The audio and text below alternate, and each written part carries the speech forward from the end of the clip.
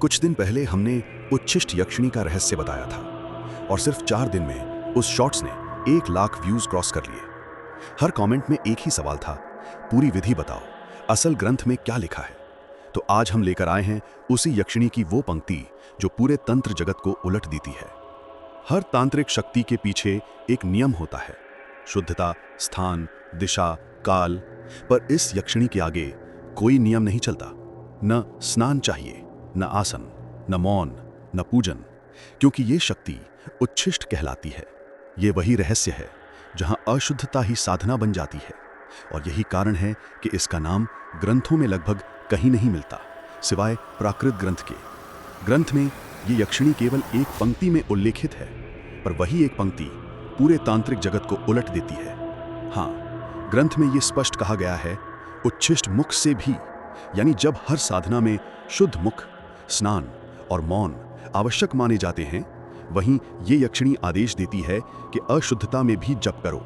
कल्पना करो, एक साधक आधी रात को भोजन के बाद उसी स्थान पर बैठा है जहां थाली में अन्न शेष है, दीपक की लौ कांप रही है और वो अपनी उच्छिष्ट अवस्था में मंत्र जप रहा है, बिना किसी नियम, बिना किसी संकोच। कहा गया है, सभी अवस्था में अजपा जप करे तो यक्षिणी अन्न वस्त्रादि प्रदान करती है।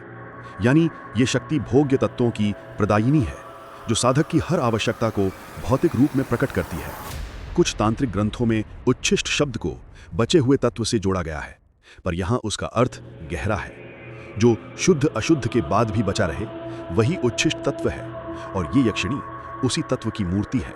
आश्चर्य की बात यह है कि उच्छिष्ट यक्षिणी का नाम न तो वृहत तंत्र सार में मिलता है, न शारदा तिलक तंत्र में, न ही कालिका पुराण में।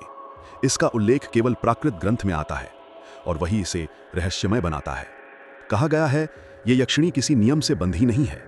जो साधक इसे सच्चे भाव से पुकारे, वो उसके आसपास संपन्नता और भोग्य वस्तुओं का प्रवाह आरंभ करती है।